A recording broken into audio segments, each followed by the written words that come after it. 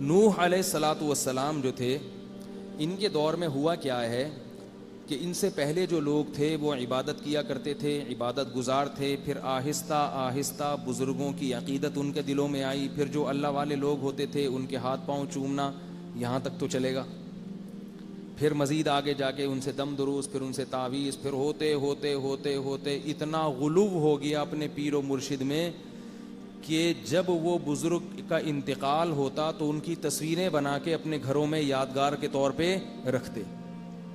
پھر تصویر سے معاملہ اور آگے بڑھا ہے، ان کے پتلے بنا کے رکھنا شروع کر دیے۔ اب یہ مطلب نہیں ہوتا تھا کہ یہ عبادت، یہ معبود ہیں، یہ خدا ہیں۔ جب بھی کسی معاشرے میں کوئی برائی پھیلتی ہے تو وہ اس کی انتہا وہ نہیں ہوتی جو ابتدا ہوتی ہے، اسٹارٹنگ میں وہ بہت ہلکی ہوتی ہے، لیکن اسے روکا نہیں جاتا تو وہ بڑھتے بڑھتے بڑھتے بڑھتے بالکل انتہا تک پہنچ جاتی ہے۔ تو اب کیا ہوا کہ ود، سوا، یغوث، یعوق اور نصر، یہ 5 بڑے بڑے بزرگ تھے۔ ود، سوا، یغوث، یعوق اور نصر، یہ 5 بڑے بڑے بزرگ تھے۔ جب ان کا انتقال ہوا تو ان کی عقیدت میں لوگوں نے ان بزرگوں کی پہلے تصویریں بنائیں یادگار کے طور پہ، جیسے پرنس آغا خان کی تصویر لگی ہوتی ہے، یا دودھ والوں کی بات، دودھ والے یہاں بیٹھے ہوئے ہیں وہ ناراض نہ ہو، بعض دودھ والے جو ان کے علاوہ ہیں یہ جو میرا بیان سن رہے ہیں، ان کی دکانوں میں اپنے پیر و مرشد کی تصویریں لگی ہوئی ہوتی ہیں، دیکھا ہوگا نا آپ نے، اور لکھا ہوتا ہے یہ سب تمہارا کرم ہے آقا، کے بعد اب تک بنی ہوئی ہے، یہ اس بابے کی وجہ سے یہ دکان چل رہی ہے۔ تو یہ وہ عقیدت میں غلو ہے، اس لیے شریعت نے تصویر سازی کو حرام قرار دے دی۔ نوح علیہ السلام کے دور میں کیا ہوا، انہوں نے ان کی تصویریں بنائیں بزرگوں کی، اور پھر ان کی مورتیاں بنا لی، یہاں سے بت پرستی کا آغاز ہوا تھا۔ یہ اسلامی یعنی اس کائنات میں یا اس زمین پہ پہلی دفعہ بت پرستی کی ابتدا ہو رہی تھی، اور اس کا مقصد ان مورتیوں کی عبادت کرنا ہرگز نہیں تھا۔ وہ لوگ جانتے تھے کہ ان مورتیوں کو ہم نے اپنے ہاتھ سے بنایا ہے، یہ بھلا ہماری کیا بگڑی بنا سکتے ہیں، اتنے بے وقوف نہیں تھے۔ لیکن انہوں نے یہ کام اس لیے کیا، انہوں نے کہا کہ یہ بزرگ اللہ کے نیک اور پرہیزگار بندے تھے، تو ہم جب ان کی مورتیاں بنائیں گے تو ہم ان سے مانگیں گے تاکہ اللہ خوش ہو جائے کہ میرے بندوں کو تم پروٹوکول دے رہے ہو۔ نہیں آئی بات سمجھ؟ یعنی عبادت اللہ کی ہوگی، اور ان کے سامنے جھکنا ایسے ہوگا جیسے ہم بیت اللہ کے سامنے جھکتے ہیں۔ آئی نا بات سمجھ میں؟ بیت اللہ اللہ کا گھر ہے نا، تو ہم اس کے سامنے جھکتے ہیں اور اللہ خوش ہوتا ہے میرے گھر میں۔ تو وہ کہتے تھے کہ ہم اللہ کے بندوں کے سامنے اگر سجدہ کریں گے اور ان کے سامنے رکوع اور سجود کریں گے تو اللہ کیا ہوگا؟ خوش ہوگا۔ حالانکہ بیت اللہ میں اور بت میں فرق یہ ہے کہ بیت اللہ پر اس بات کی دلیل قائم ہے کہ اس کو اللہ نے اپنا گھر قرار دیا ہے، جبکہ میں اور آپ جو ہاتھ سے مورتی بناتے ہیں اس میں اس کی کیا دلیل ہے کہ اللہ نے اس کو اپنا قبلہ قرار دیا ہے؟ تو یہاں سے شرک شروع ہوا، پھر ہوتے ہوتے پھر مزید آگے بڑھا، پھر انہوں نے ان بتوں سے مانگنا شروع کر دیا۔ کیوں؟ اس لیے نہیں کہ اللہ کے پاس اختیار نہیں ہے، بلکہ اس لیے کہ جیسے اللہ نے اپنے پاس اختیار رکھے ہوئے ہیں تو اللہ نے اپنے ان نیک بندوں کی مورتیوں کو بھی کچھ اختیارات دیے ہوئے ہیں، سارے نہیں، کچھ۔ مثال کے طور پر اللہ اولاد خود بھی دے سکتا ہے، لیکن اللہ نے اولاد دینے کا اختیار یہ والی مورتی کو بھی دیا ہوا ہے۔ یہ بہت اہم پوائنٹ کی بات ہے، اس کو سنیں بہت۔ جو میں کہنا چاہ رہا ہوں نا وہ یہ واقعہ نہیں ہے، اس سے جو میں اخذ کرنا چاہ رہا ہوں وہ سمجھیں آپ۔ بارش کا اختیار کس کو دیا اللہ نے؟ فلاں کو دے دیا۔ اولاد دینے کا فلاں کو دے دیا۔ روزگار فراہم کرنے کا فلاں کو دے دیا۔ سارے اختیارات نہیں دیے۔ یعنی وہ اس کی دلیل دیتے تھے کہ جیسے ایک بادشاہ ہوتا ہے وہ سارے اختیارات اپنے پاس بھی رکھتا ہے، لیکن کچھ اختیارات وہ بانٹ بھی دیتا ہے۔ یہ وزیر کو بھی دے دیا، یہ گرفتاری کا اختیار کس کو دے دیا؟ ایس ایچ او صاحب کو۔ کیا خیال ہے؟ تو انہوں نے کہا اللہ نے نا اپنے اختیارات کیا کر دیے؟ بانٹ دیے۔ یہ وہ شرک ہے جس کی نفی کے لیے قرآن مجید نازل ہوا ہے کہ اللہ نے ذرہ برابر بھی اختیار کسی کو، ولی کو، کسی فرشتے کو، کسی جن کو، کسی کو بھی نہیں دیا ہے، نہ کسی نبی کو دیا ہے۔ ہمارے دور میں جو مشرکین ہیں، جو اپنے آپ کو مسلم کہتے ہیں، ان کا جو شرک ہے وہ بت پرستوں کے شرک سے کئی گنا زیادہ بڑھا ہوا ہے، کیونکہ بت پرست یہ نہیں کہتے کہ اللہ نے سارے اختیارات اس اکیلے بھگوان کو، مورتی کو دیے ہوئے ہیں۔ یاد رکھو، ہندو کبھی یہ نہیں کہتے کہ یہ والا جو بت ہے نا سارے اختیارات اس کو ہیں، کہتے ہیں بارش والا یہ ہے، اولاد دینے والا وہ ہے۔ تبھی ان کے ہاں مندروں کی نا قسمیں ہیں، مندروں میں بتوں کی قسمیں ہیں۔ یہ 50 روپے والا یہ صرف سموسہ کھلا سکتا ہے آپ کو، صحیح ہے نا؟ اور اس سے زیادہ اگر کام کروانا ہے تو اس کے لیے 100 روپے والا۔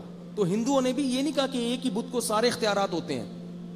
اسی شرک کی نفی کے لیے قرآن نازل ہوا کہ اللہ نے کسی کو کچھ بھی نہیں دیا اختیارات میں۔ لیکن ہمارے دور کے مشرک کیا کہتے ہیں کہ اللہ نے محمد صلی اللہ علیہ وسلم کو بھی تمام کے تمام اختیارات دے دیے ہیں۔ تبھی وہ یہ نہیں کہتے کہ نبی سے صرف اولاد مانگنا جائز ہے، بلکہ کہتے ہیں ہر وہ کام جو آپ اللہ سے مانگ سکتے ہو وہ تمام کام یا رسول اللہ مدد کہہ کے رسول سے بھی بولو نا بھائی مانگ سکتے ہو۔ تبھی تو یا رسول اللہ مدد کا نعرہ لگایا جاتا ہے۔ مدد کا کیا مطلب؟ ہر چیز میں مدد۔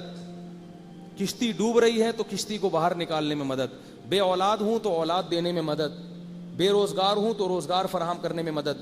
اس لیے یاد رکھو کہ جو لوگ محمد صلی اللہ علیہ وسلم کو مختار کل سمجھتے ہیں ان کا شرک خدا کی قسم ہندوؤں کے شرک سے بڑا ہوا ہے۔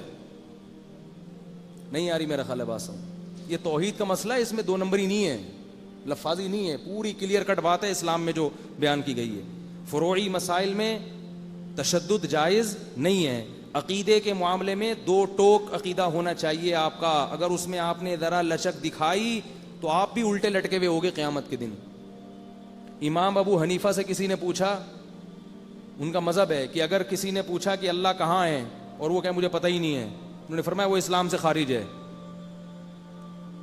اور اگر یہاں تک منقول ہے کہ اگر کسی نے نبوت کا دعویٰ کیا اور ایک آدمی اس جس نے نبوت کا دعویٰ کیا اس سے تحقیق کے لیے جا رہا ہے کہ یہ سچا ہے یا جھوٹا، تو یہ تحقیق کرنے والا بھی اسلام سے خارج ہو جائے گا، اس لیے کہ اس کو محمد صلی اللہ علیہ وسلم کے آخری نبی ہونے میں شک کیوں پیدا ہوا؟ نہیں آ رہی یار، چھوڑ۔ اچھا یہ میرا تقیہ کلام ہے، بہت سے لوگ اسے، میں خود بھی پریشان ہوں، میں اپنا کبھی بیان سنتا ہوں کہ تو بھائی آ تو رہی ہے، کیوں بار بار ایک بات کہہ رہے ہو؟ کیونکہ میں بھی ایسے سن رہا ہوتا ہوں نا جیسے مجھے کوئی سمجھا رہا ہے، تو جب پوچھتا ہوں نا میں آ رہی ہے، تو کہتا ہوں بھائی آ رہی ہے یار آگے چلو۔ تو یہ میں نکالنا چاہ رہا ہوں لیکن اب آہستہ آہستہ نکلے گا۔ میں بڑے بزرگ بھی بیٹھے ہوئے ہوتے ہیں، وہ کہتے ہیں یار ہمیں آپ کیا سمجھتے ہو گیا، اب ہم سمجھ میں نہیں آ رہی۔ تو اس لیے یاد رکھو یہ بڑا خطرناک شرک ہے، خطرناک شرک ہے۔ نبی کو مشکل کشا سمجھنا، حاجت روا سمجھنا، یا کسی قبر پہ جا کے یہ سمجھنا کہ یہ بابا میری بگڑی بنا دے گا، انسان اس سے اسلام سے خارج ہو جاتا ہے۔ اور اللہ نے قرآن میں جگہ جگہ فرما دیا ہے کہ مشرک کی پر جنت میں نے حرام کر دی ہے۔ اگر مشرک کے لیے اللہ کے دل میں کوئی نرمی کا گوشہ ہوتا تو اللہ سب سے پہلے محمد صلی اللہ علیہ وسلم کے چچا ابو طالب کو جنت میں بھیجتے، اور ابراہیم علیہ السلام کے والد آزر کو اللہ جنت میں بھیجتے۔ اللہ نے کہہ دیا کہ اے ابراہیم تمہارے باپ کے لیے تمہیں دعا کرنے کی اجازت نہیں ہے۔ ابراہیم علیہ السلام نے اپنے والد کے لیے استغفار کیا تھا اللہ سے، اللہ نے کہا پابندی لگا دی، نا نا نا یہ مجھے مانتا ہی نہیں ہے، میرے ساتھ کسی اور کو شریک۔ یہ نہیں ہوتا کہ اللہ کی نفی کر رہے ہیں، نا نا اللہ کو بھی مانتے ہیں لیکن ساتھ ساتھ دوسروں کو بھی۔ اللہ کہتے ہیں یہ مجھے قبول نہیں ہے۔ یہ بڑا غیرت کا معاملہ ہے اللہ کی۔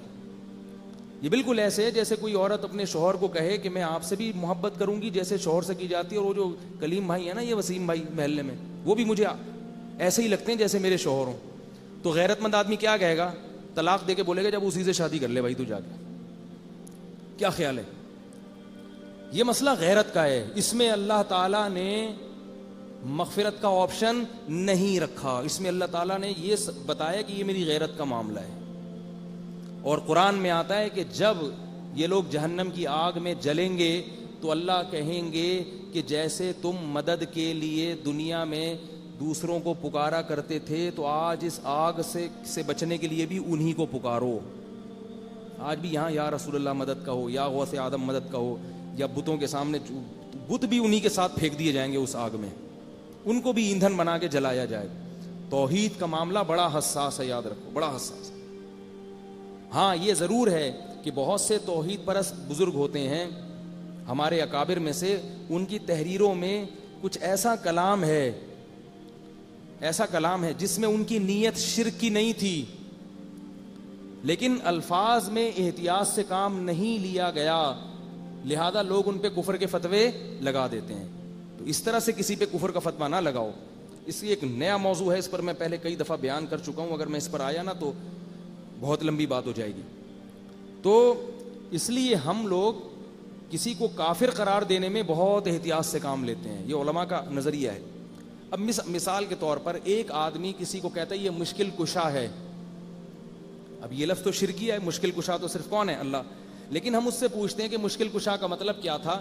وہ کہتے ہیں میرا مطلب یہ ہے کہ جب بھی مجھے کوئی پیسوں کی ضرورت پڑتی ہے مجھے پیسے لا کے دے دیتا ہے, میری بائک پنچر ہوتی ہے تو میری بائک پہ پنچر لگوا کے آ جاتا ہے, تو یہ میری مشکلوں کیا کر رہا ہے؟ دور کر رہا ہے. تو یہ تو پھر شرک نہ ہوا نا. بعض دفعہ ہمارے اکابر نے اہل اللہ کو اس معنی میں مشکل کشا کہا ہے, حقیقی معنی میں مشکل کشا نہیں کہا.